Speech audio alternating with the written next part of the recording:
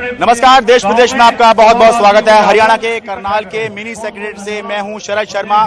किसानों और करनाल प्रशासन की बातचीत हुई है, 3 घंटे की लगातार दूसरे दिन बातचीत हुई और बातचीत जो है वो असफल रही है।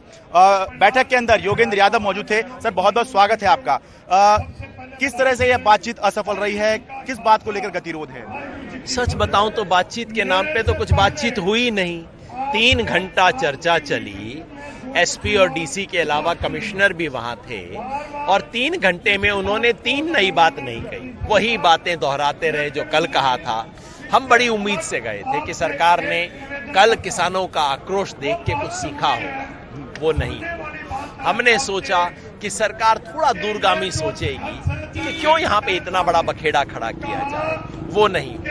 हमने बार बार कहा हम समझौता करना चाहते हैं, बीच का रास्ता निकालना चाहते हैं, लेकिन सरकार की तरफ से सिर्फ शब्द मिले, कुछ नहीं। 2 प्रमुख बातें। किसानों की मांग थी कि किसानों को सर फोड़ने का आदेश देने वाले अफसर आयुष सिन्हा के खिलाफ एफआईआर। हम तो चाहते थे 302, 307 यानी कि अटेम्प्ट टू मर्डर की एफआईआर होनी चाहिए। वो छोड़िए, सरकार किसी भी किस्म की एफआईआर दर्ज करने को तैयार नहीं है, बावजूद इसके कि क्लियर एविडेंस उनकी जेब में पड़ा है। दूसरा, हमने कहा कि इस अफसर को कोई सजा मिलनी चाहिए। किसानों ने डिसमिसल की बात की थी, निलंबित करने, बर्खास्तगी की। बर्खास्तगी छोड़िए, ये तो सस्पेंशन के लिए भी तैयार नहीं है, जबकि हरियाणा में हर रोज 1 दर्जन सस्पेंशन होते हैं। कभी किसी डॉक्टर का, कभी किसी टीचर का, सस्पेंडेड विद इंक्वायरी। हमने कहा आप इंक्वायरी कीजिए, लेकिन पहले सस्पेंड कीजिए। कम से कम ये संदेशा जाए कि इस तरह की कार्रवाई बर्दाश्त नहीं की जाएगी। लेकिन मैं समझता हूं कि हरियाणा सरकार ने तय कर लिया है कि इस अफसर को किसी भी कीमत पर बचाएंगे। उस अफसर को जिसके काम से इस देश के तमाम आईएएस अफसर शर्मिंदा हैं, जिस पे तमाम किसान गुस्सा हैं और जिससे दुनिया में भारत की भद्द उड़ रही है, उसको बचाना चाहती है हरियाणा सरकार। पर अब क्या होगा? क्योंकि आपकी कल भी बातचीत हुई। कल बातचीत इसलिए थी कि आप घेराव करने ना आए, आपने घेराव कर दिया। आज इसलिए थी कि ये जो यहाँ पर आपने धरना दे दिया है ये खत्म किया जाए, पर बातचीत कल भी बेनतीजा थी, आज भी बेनतीजा है। अब किस तरह से क्या यहाँ पर जैसे बॉर्डर पे धरना चल रहा है, Singhu border, Tikri border, Ghazipur border, ठीक उसी तरह से अब यहाँ पर कंटिन्यू करेंगे?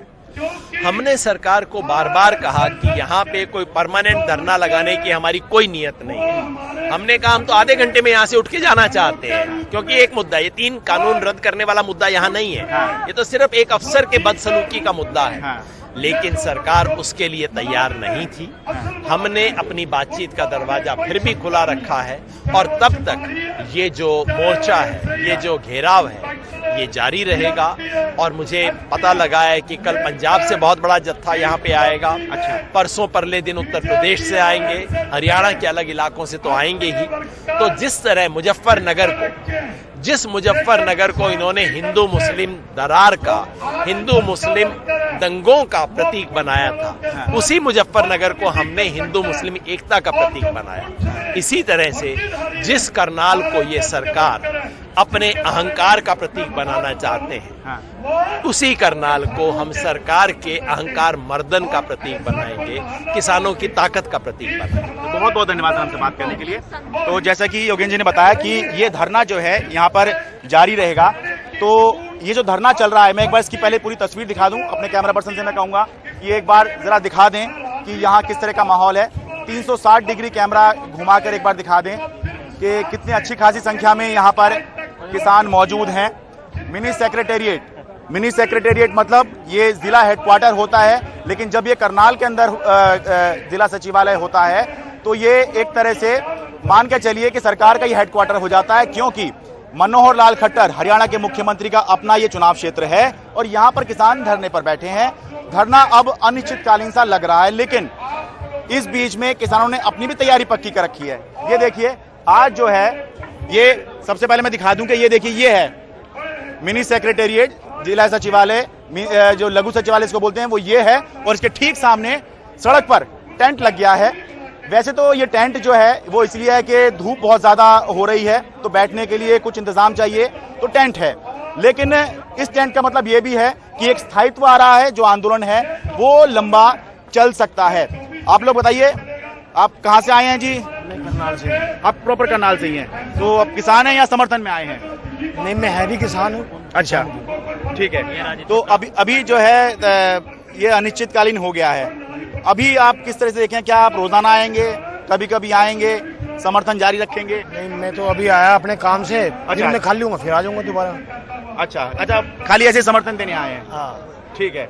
आपका नाम बताइए जी, आपको चोट लग रही है हाथ में? मैं राजेंद्र आर्य, दादूपुर, राष्ट्रीय अध्यक्ष, भारतीय किसान मजदूर नौजवान यूनियन, सदस्य संयुक्त किसान मोर्चा, सिंगो बॉर्डर, दिल्ली। हम तो यहाँ परमानेंट आंदोलन में लगे हुए हैं और पिछले 10 महीने से लगे हुए हैं और रोज आएंगे अपने साथियों को लेकर। यहाँ गांव वाइज हर गांव की एक दिन यहाँ ड्यूटी लगेगी और ये इसमें हमारी कोई गलती नहीं है जो ये मूवमेंट, ये आंदोलन करना पड़ा। मुझे 28 तारीख को मुझे खुद चोट लगी है, मुझे जानबूझकर मारा गया। अच्छा, वो जो आपने मुख्यमंत्री का घेराव और वाला प्रोग्राम था, जो कैमला का काम प्रोग्राम किया था, जो कैमला में मुख्यमंत्री का हेलीपैड नहीं उतरने दिया था, उसका बदला लिया है ये। और जो मुख्यमंत्री का प्रोग्राम था, अब ये था प्रेम प्लाजा होटल में। हम प्रेम प्लाजा से 22 किलोमीटर दूर अपना जो हमारा परमानेंट जो पड़ाव है, बस्ताड़ा टोल टैक्स घरहुंडा के पास, वहां बैठे थे। इरादा हम शांतिपूर्वक थे, जानबूझकर हमें मारा गया और पीछे 2 किलोमीटर दूर तक जीटी रोड से खेतों में जाके पुलिस ने पकड़ा और लोगों को मारा। अगर पुलिस उस दिन दौरान आपके हाथ में चोट लगी? मुझे चोट लगी है, मेरे हाथ में एक यहाँ मेजर फ्रैक्चर है और 3 माइनर फ्रैक्चर है। अगर पुलिस उस दौरान लाठीचार्ज ना करती 28 अगस्त को और हमारे लोगों को चोट ना लगती और शहीद हमारा साथी ना होता, तो हमें यहाँ बैठने की आने की जरूरत ही नहीं थी। ये प्रशासन की ब्यूरोक्रेसी की नेग्लिजेंसी है, उनकी बेवकूफी है। करनाल के एसपी और डीसी ने आज ये नौबत पैदा कर दी है, एक आयुष सिन्हा ने ये नौबत पैदा कर दी है। हम मजबूर हैं यहाँ, हम बैठने का कोई चाव नहीं, हमारे खेतों में काम है, पर सरकार की जो नीति है, जो पॉलिसी है, वो गलत है, जिसके चलते आंदोलन। ठीक है। शहर में जो शहर वासियों को अवस्था हो रही है, उसके लिए सरकार दोषी ठहराती है किसानों को, जबकि सारा दोष सरकार को है, प्रशासन को है। मेरे आपके माध्यम से दरख्वास्त है कि इंटरनेट की बहाली करी जाए, सारे किसानों की मांग है। ये बहुत जरूरी है आज के समय में, इंटरनेट बहुत जरूरी है। आप करनाल में रहते हैं? मैं करनाल में रहता हूँ, बच्चे ऑनलाइन पढ़ रहे हैं, सबकी क्लासें बंद हो रही हैं और मैं सरकार से पूरा दरख्वास्त करता हूँ, किसान आंदोलन तो और बढ़ेगा। अच्छा, आप बताइए क्या नाम है आपका, कौन सी क्लास में हो? अर्जुन संधू, 6th में हूँ। अच्छा, और हमारी करनाल में रहते हो? हाँ, हमारी 2-3 दिन से क्लास नहीं लग पा रही है, क्योंकि जिन जिन के पास वाईफाई है उनकी लग पा रही है। वाईफाई राउटर से कनेक्ट करके वेस्टोनेट बंद कर दिया है, इसलिए क्लास भी नहीं लग पा रही। अरे, ये एक बड़ी समस्या है। जय जवान, जय किसान, जय विज्ञान। बहुत बढ़िया। हाँ जी, आप क्या कह रहे हैं? Just a great job you are doing here. ठीक है सर। I'm all happy. हाँ, आप कुछ कहना चाह रहे थे? सर, एक एनडीटीवी है जो हमारी समस्या को आगे लेके जा रहा है, सिर्फ एक चैनल है। करनाल से ही हम भी किसान हैं। हम ये कहते हैं कि सरकार को ये काले कानून जो बनाए हैं वो वापस लेने पड़ेंगे, ताकि ये किसानों की प्रगति हो सके। ये जो आंदोलन चल रहा है, इससे लोगों का काफी नुकसान हो रहा है, जो ये काले कानून लागू करें सरकार ने। ठीक है, थोड़ा सा मैं और दिखा दूं कि ये देखिए, पुलिस जो है, पुलिस बल भी जो है वो किसानों की वजह से बैठा हुआ है। किसी भी आपात स्थिति से बचने के लिए यहाँ पर पुलिस बल अभी भी तैनात है। और जैसा कि पहले भी रिपोर्ट किया है हमने, खाने पीने की भी यहाँ पूरी व्यवस्था है। ये देखिए,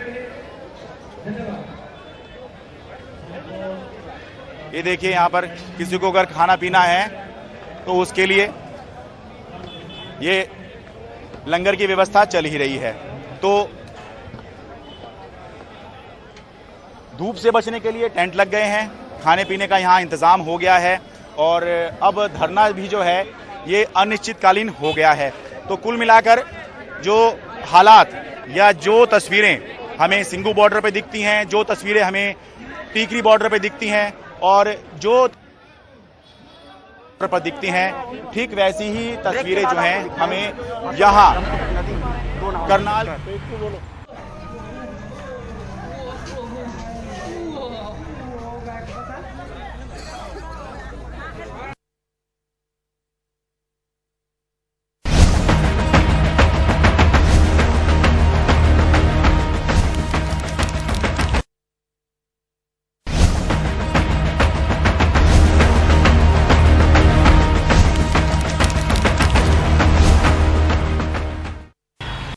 बीजेपी ने झारखंड के हेमंत सोरेन सरकार पर तुष्टीकरण की राजनीति का आरोप लगाते हुए आंदोलन का बिगुल फूंक दिया।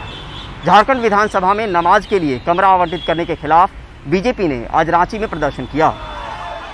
पुलिस ने प्रदर्शनकारियों को खदेड़ने के लिए वाटर कैनन का भी इस्तेमाल किया। विधानसभा अध्यक्ष ने नमाज अदा करने के लिए विधानसभा में कमरा आवंटित किया है, जिसके बाद बीजेपी मांग कर रही है कि विधानसभा परिसर में एक हनुमान मंदिर और अन्य धर्मों के पूजा का स्थल भी बनाए जाए। इसे लेकर झारखंड हाईकोर्ट ने कल एक जनहित याचिका दायर करके विधानसभा अध्यक्ष के आदेश को चुनौती दी गई। याचिकाकर्ता ने सवाल किया कि क्या करदाता के पैसे से बने भवन में ऐसा आवंटन किया जा सकता है।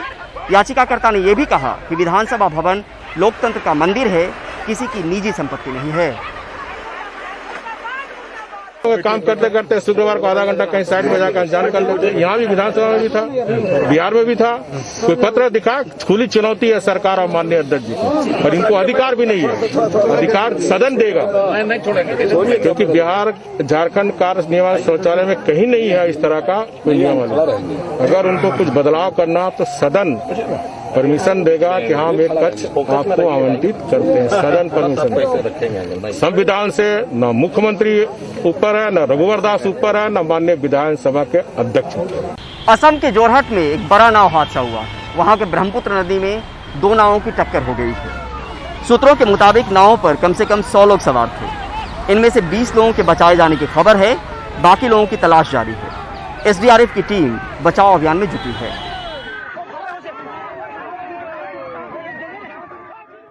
आईआईटी की मुख्य परीक्षा में धांधली की बात सामने आने पर अब आईआईटी की एडवांस परीक्षा पर सवालिया निशान खड़े हो गए हैं। हालांकि आईआईटी का एग्जाम करवाने वाली एनटीए ने अब तक अपना रुख साफ नहीं किया है, लेकिन छात्रों का आरोप है कि ये धांधली कई साल से चल रही है। ये धांधली आखिर कैसे हो रही थी, देखिए मेरी ये रिपोर्ट। ये बच्चे जो होते हैं, जो पैसे ज़्यादा होते हैं, जिनके पास मतलब इनकी फैमिली ज़्यादा रिच होती है, वो अब जो सीट होती है मेडिकल की हो या इंजीनियरिंग की हो, किसी की भी हो, वो पैसे दे के खरीद लेते हैं। लेकिन जो गरीब बच्चे हैं वो ऐसा नहीं कर पाते, बल्कि उनसे ज़्यादा टैलेंटेड होते हैं, लेकिन फिर भी उनकी जो मेहनत होती है वो तो बर्बाद चली जाएगी। एनटीए का कोई एक पैटर्न नहीं है कि वो आंसर की कब देगा, रिजल्ट कितने बजे देगा, जो कि बहुत ही ज्यादा खराब है। अगर बच्चों के मन में ये रहेगा कि मुझे इतने बजे रिजल्ट मिल रहा है, या मुझे अपना ड्रीम इस तरह करना है, मुझे टारगेट अपना इस तरह सेट करके रखना है। प्लस आप लोग जब सेंटर एलोकेशन पे देखते होंगे, एडमिट कार्ड आता है, तो किसी बच्चे का 150 किलोमीटर 200 किलोमीटर दूर सेंटर जाता है, और ऐसे में सबसे बड़ा स्कैम हो रहा है। आईआईटी प्रवेश परीक्षा में धांधली सामने आने पर देश भर के स्टूडेंट्स नाराज दिख रहे हैं। कई छात्रों ने शिकायत की है कि औसत छात्रों के आईआईटी मुख्य परीक्षा में 99% तक नंबर आए हैं।